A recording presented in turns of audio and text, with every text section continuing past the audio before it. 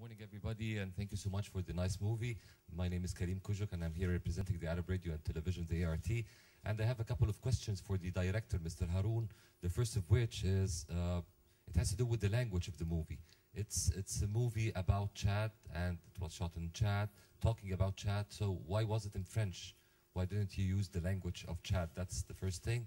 The other thing is, why do you seem to always kind of depend on the story of a father and the son? So is it because you always want to document history of Chad through this kind of very particular relationship? Thank you so much, sir. Oui, alors pour la langue, vous savez, si j'ai bien compris, vous parlez anglais, ça ne vous dérange pas. Moi, je parle français, je suis tchadien, donc enfin, il y a des identités comme ça. Vous savez, le français, c'est la langue officielle au Tchad, avec l'arabe. Donc, je peux donner dans l'une ou l'autre des deux langues. Mais cela dit, il y a quelque chose qui est de l'ordre du pragmatisme, parce qu'il y a des comédiens que j'ai fait venir, Émile Abosolombo qui est là, et puis Diouf Koma, qui ne parlent pas l'arabe tchadien, donc il a fallu s'adapter.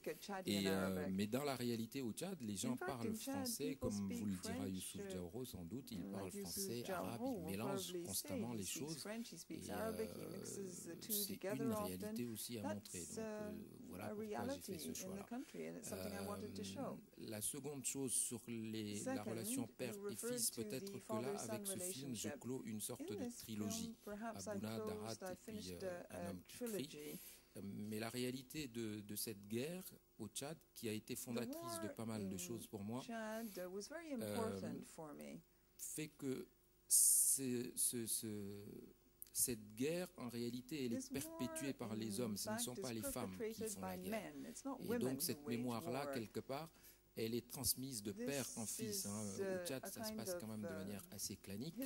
Et c'est dans cette transmission et dans cette fabrication de la mémoire et de l'histoire que se passent les choses, quoi, il me semble. Donc c'est pourquoi j'accorde beaucoup d'importance à cette filiation et à cette transmission. Peut-être que c'est dans ces zones-là qu'on pourrait peut-être réinventer quelque chose, une nouvelle relation, en fait, pour avoir un horizon peut-être un peu plus stable. Voilà.